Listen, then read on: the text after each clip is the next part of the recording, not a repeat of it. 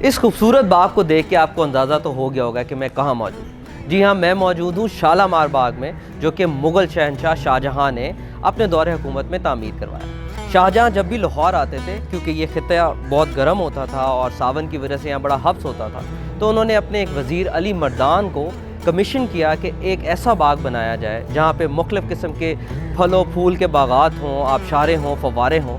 और 1641 में इसकी कंस्ट्रक्शन शुरू हुई और 1 साल 2 महीने के रिकॉर्ड टाइम में इसको तामीर किया गया। और उस टाइम के 6 लाख रुपए, यानी उस टाइम की जो करेंसी थी, 6 लाख रुपए में ये पूरा बाग तामीर हुआ। आज आपको इस बाग की बाकी चीज़ें दिखाते हैं और दिखाते हैं कि इसमें क्या क्या खसूसियात हैं।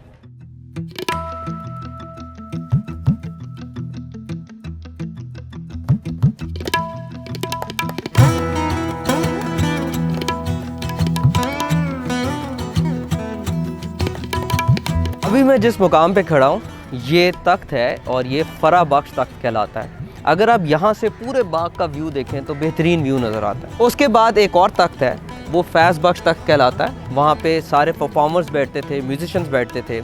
और उसके बाद एक लास्ट में आपको नज़र आएगा, वो हयात बख्श तख्त कहलाता है।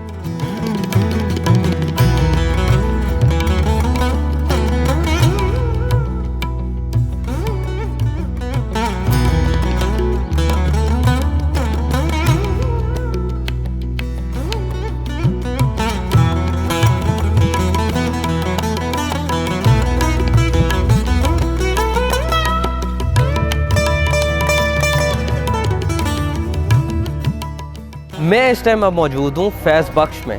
ये फैज़ बख्श तख्त जो है, यहाँ पे आप सबसे पहले तो आपको ये नज़र आएगा, ये इतनी बड़ी स्लैब संगमरमर की है। और कहा जाता है कि जब इस पे से पानी नीचे आता था तो वो ऐसे छन के आता था, ऐसा लगता था कि बारिश के कतरे हैं। और अगर आप इस साइड पे आएँ तो आपको यहाँ पे राजस्थानी लाल पत्थर नज़र आता है। और ये वही पत्थर है जो मुग़ल अपनी बहुत से मॉन्यूमेंट्स में लगाते थे। आप बादशाही मस्जिद जाएं तो आपको ये लाल पत्थर वहाँ पे भी नज़र आएगा। और ये पत्थर संगे सुर्ख कहलाता है। और आप देख लें कि ये आर्चेस वैसी हैं जैसे मुग़ल कंस्ट्रक्शन में ये आर्चेस होती थी।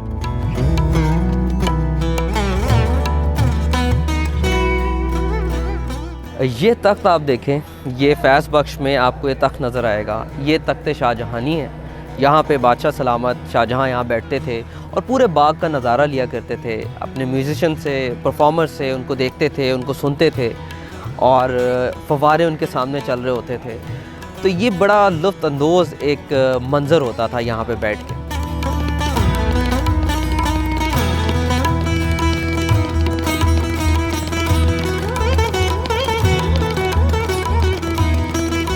ये जो जगह है जहाँ पे मैं इस टाइम मौजूद हूँ, ये संगे सुर्ख कहलाती है और ये मौसीकारों की बारादरी कहलाती थी।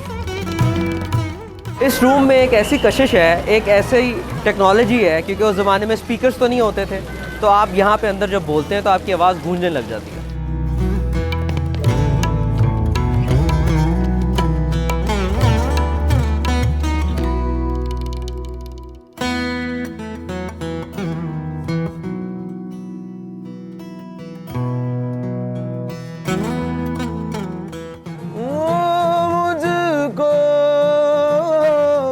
इतना बताए कोई।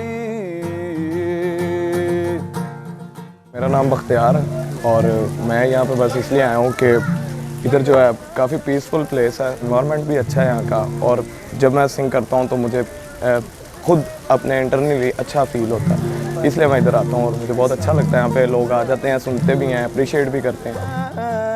काजल की सिहाई से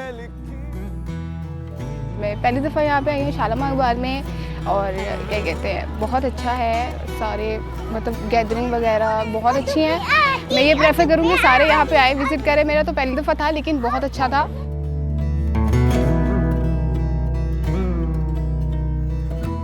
मैं जिस जगह पे खड़ा हूँ आप ये देखें कि यहाँ पे ये मुख्तलिफ़ किस्म के सुराख बने हुए पानी के। होता ये था कि जब ये तालाब सारा भर जाता था तो ये 15 एक सुराख हैं, 15 सुराख से पानी यहाँ से क्रॉस होता था और वो यहाँ पे इस जगह से नीचे गिरता था। और यहाँ पे आप देखें ये 280 के करीब ताक हैं और इनमें दिए जलते थे। आए आपको नीचे से जाके दिखाते हैं।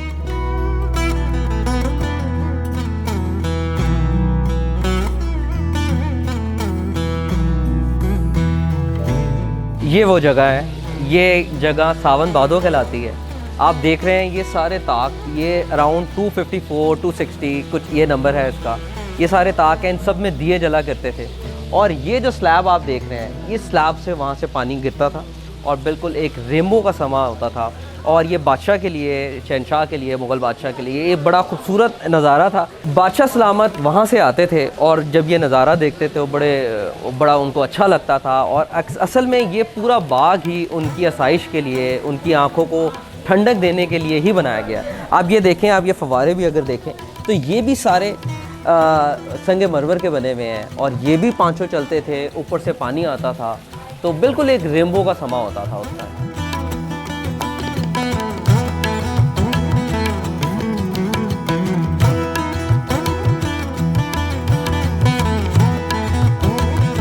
अब हम जो इसका मेन सेंटर है, जिसको महताबी कहा जाता है, जहाँ पे परफॉर्मेंसेस होती थी, वहाँ पे जा रहे हैं। और ये सारा एरिया फैज़ बख्श कहलाता है।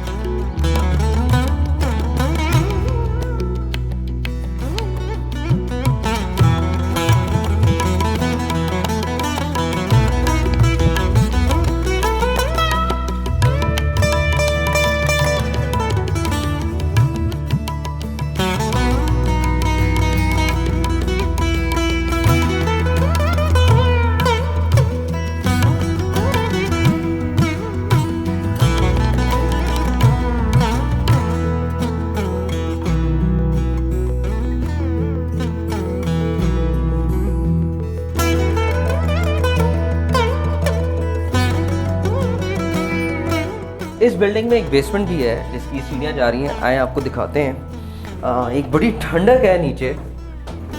देखते हैं विलियम मोरक्राफ्ट के लिए कौन सी जगह रखी गई थी।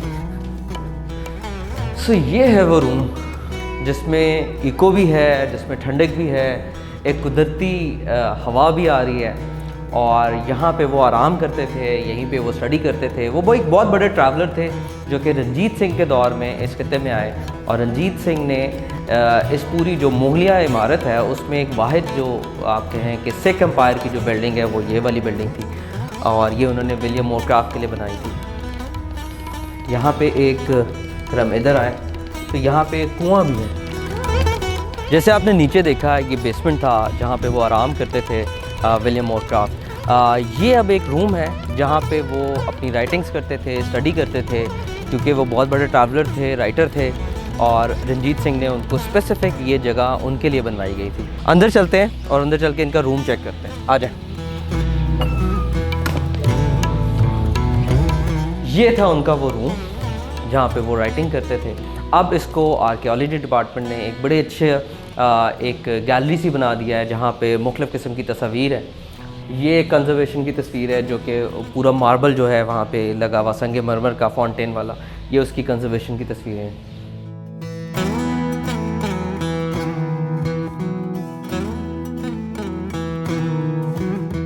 यहाँ पे इंतज़ामिया की तरफ से एक और बड़ी ज़बरदस्त चीज़ मौजूद है जो कि गोल्फ कार्ट है। अगर आप थक जाते हैं चल के तो ये आपको पूरा ट्रैवल करवाती है, आपको पूरा बाग दिखाती है। आए इस पे ट्रैवल करते हैं।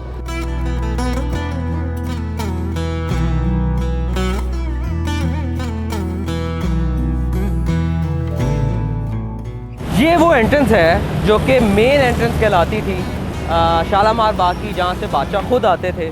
और आप देखें कि इसका कितना बड़ा दरवाज़ा है। अब ये VIP गेट कहलाता है। आए आपको इधर से लेके चलते हैं।